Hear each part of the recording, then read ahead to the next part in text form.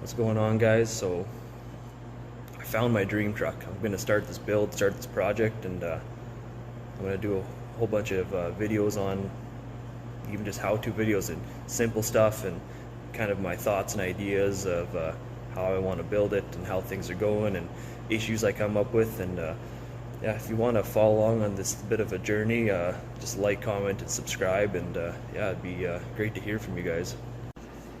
Picked up a 1997 Chevy K1500. I got big plans for this, for a truck that I found in Alberta, which is now going to be living in Saskatchewan for hopefully the rest of its life. It's in pretty decent shape, aside from the box. This is the good side. I could probably fix that side. This side's pretty much toast, but this truck is a pretty clean unit, and I'll show you why. So, driver's side door and fender. You might be getting some rust through here. Hell, even the box side, it's damaged, but it's a rust-free box. The door, surface rust, that's minor. And then you get the cab corners. The cab corner's solid. There's a bit of a hole right there on the rocker, but other than that, that's solid. Same goes for the other side. Hood looks good. Bumpers must have been aftermarket, the chrome's just peeling off, but same kind of rust situation on this side. It's a rust-free truck except for the cab corners. Not the cab corners, the rockers both got a hole right there. So I was pretty pumped to get that. So I'm thinking I'm gonna do all metal, fenders, doors, and a box. Cab corners and rockers are a guarantee to do, because I want to make sure this truck is rust-free forever. At the shop here, I got all the tooling and equipment and training knowledge, whatever you can, to make sure that this truck hopefully doesn't rot out ever again. I got the squeeze type resistance welder, which kind of pinches the metal together and mimics the spot welds and does a really good job. So, like, the difference between that and the plug weld is your heat effect zone is tiny, and you can also glue seams and then pinch weld. In the pinch weld, you squeeze type it, and that weld zone will never see air or moisture because the glue encases that weld really tightly, so it never will rust out. But yeah, if I can get a box from Arizona, a couple of doors. These doors I could easily sell online too, so I'm not really worried about spending too much money, because I know rust-free panels out here in Saskatchewan, Alberta area, they are worth quite a bit. Probably end up getting new chrome bumpers. I've been trying to find mint chrome bumpers, original ones, but they're tough. They might have to be an aftermarket purchase. As much as I don't want to put aftermarket bumpers on, because I'm guessing that this one right here was aftermarket and it's peeling, but it might be. It is what it is. Yeah, it's all new metal. Just a matter of figuring out what the hell I want to do for a color scheme. I'm thinking some sort of blue. I have a blue in mind that I really like. For the motor, it's got the 5.7 in it. She's coming out. I'm gonna end up getting, actually I already got it. I already got my donor truck. I got a 2004 Chevy 2500 Silverado with a 6-liter gasser and the 4L80 transmission. That's going to fit in here nicely, give me a lot of power, be a modern reliability, and a chance to add some extra power to it, just because those LS motors are really easy to build. So I already took the dash out of this thing. I actually made a video of how to remove a dash. If you want to go back and check out that video of how to remove a dash out of, well, this is a 97, but pretty much a 95 to 98 GMC Chevy truck. I got a video on that. I do a pretty good job, I think, explaining how to do it. It's not super complicated, a little time consuming, but definitely want a second set of hands when you're actually removing it out of the truck, because it is a little awkward, a little bit heavy, but more so awkward. Before I forget, if you're looking to buy one of these trucks, especially up in the rust belt if you're in America or in Canada. The frame goes from like a boxed frame to like a C-channel type, and right around here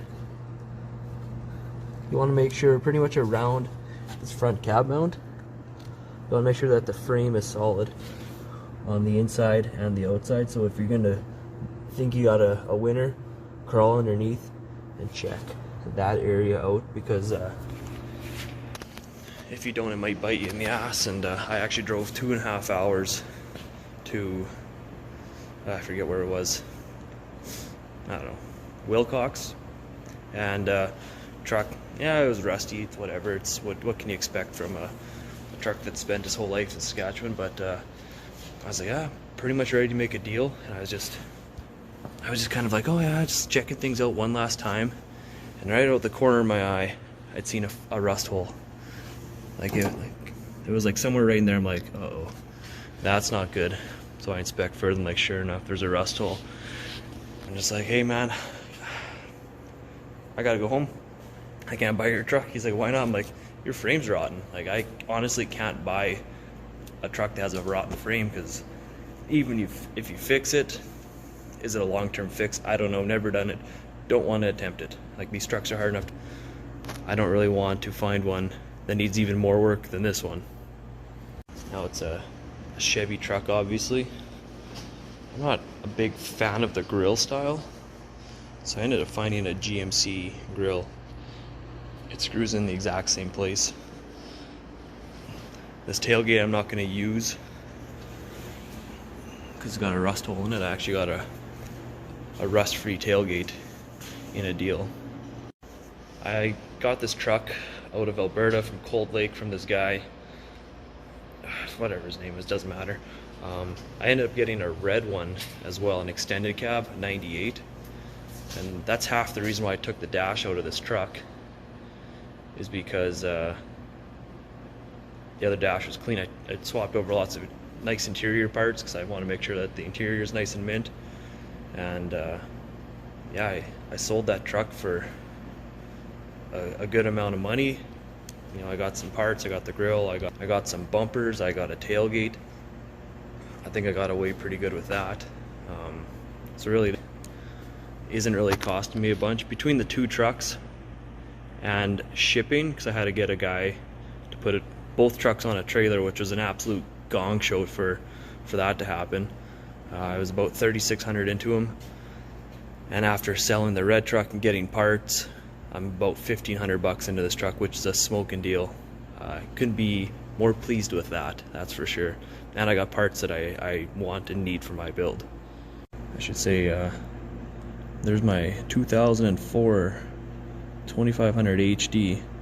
Now I believe I'll be using pretty much anything mechanically on it, drivetrain wise.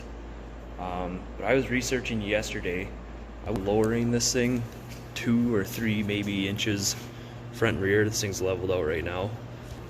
I wouldn't mind lowering it, and when I was researching, I was like, oh yeah, Beltec sells a set of torsion keys at 2001 to 2010 2500 HD Silverados like this one have a set of torsion keys that should fit on that truck. So in order to lower it, I gotta take the torsion keys off the 04 and slap them onto this thing, and it should lower the front end anywhere from 1 to 3 inches. If that's the case, perfect. I don't even have to buy torsion keys. They're not very expensive, they're not hard to install, but makes my life a lot more easier. I don't know if it's smart to lower a 4x4 truck, but I'm gonna do it anyways. I'm not gonna slam it. Like, if I want to do that, I'd buy a 2-wheel drive, because it's almost impossible to drive in the roads here in Saskatchewan anyways, so whatever. So yeah, that's kind of my project I picked up, and kind of what I'm gonna do to it, and what the plan is. And I still am not sold on everything that I want to do. Let me know what you think. Go check out the last video of me removing the dash. I'm going to be doing more videos on this. It'll be a lot more how-to, more so just to, because it's going to be, I'm guessing, a couple of years until I'm fully done this project, but I'm guessing that I'm going to forget how to put stuff back together. So I want to make some videos, and I've noticed a lot of the videos aren't very good quality, so I want to try to make better quality videos on how to work on trucks like this. Let me know what your thoughts on what I should do to it, color scheme, engine wise, you name it. I'm trying to keep it budget friendly for the most part, trying to do everything myself. Anything paint and body wise, 100% doing it myself. Mechanically, I'm going to need some help with that. Suspension, figuring things out. I have to do a lot of Googling still, but yeah, it's my project truck, and I'm pretty damn excited to finally start working on it. So yeah, feel free to like, comment, and subscribe if you made it this far in the video. Tell me what color you would paint this truck.